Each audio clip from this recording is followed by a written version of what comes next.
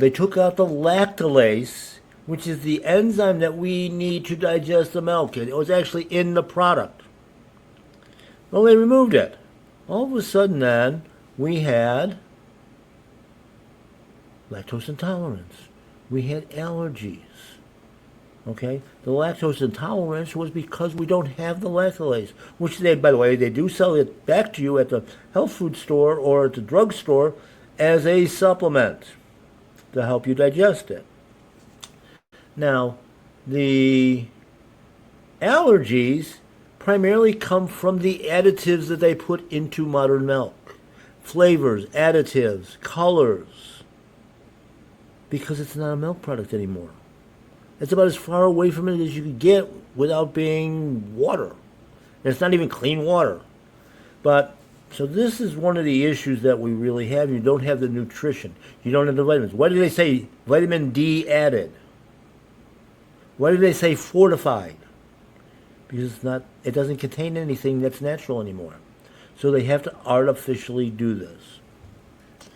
Now, it's, like I say, the primary reason for the chemical processing and the discrimination against it was bacteria, possible disease, that sort of thing. But with modern convenience, most of our diseases have not been eliminated because of drugs, medicine, medical interests.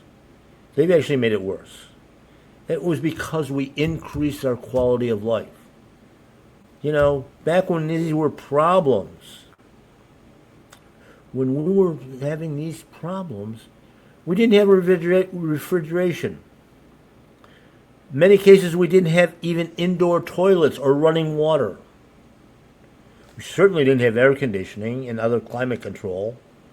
Of course, we also didn't have the chemicals of modern agriculture and weather modification, chemtrails, lawn treatment products, any of that sort of stuff. Our houses were built with real wood. Made from real trees, by the way. It wasn't all the synthetic stuff and all the glues and all the toxins.